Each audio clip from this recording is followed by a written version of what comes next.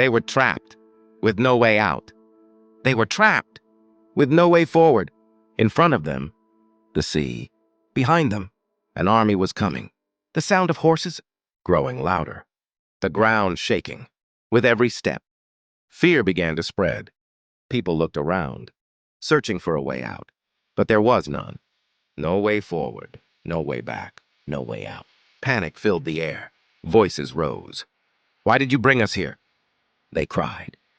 "Was it not better before?" Fear was taking over. But in the middle of it all, one man stood still, Moses. While others panicked, he remained calm. He looked at the people and said, "Do not be afraid. Stand firm, and you will see what God will do." It didn't make sense. The situation looked impossible. The army was close.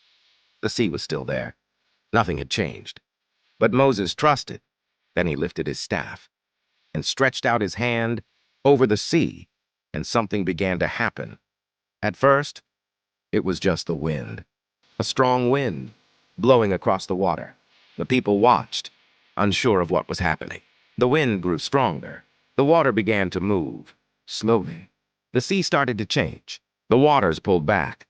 Not all at once, but step by step. A path began to appear, right through the sea. The people stood in shock. This was impossible. And yet, it was happening. The waters rose, forming walls on both sides. And in the middle, a dry path. Then Moses said, "Go forward." Step by step, they began to walk. Slowly at first, unsure, afraid. But they kept moving. The sound of the wind, the sight of the water, the feeling of the moment. It was overwhelming.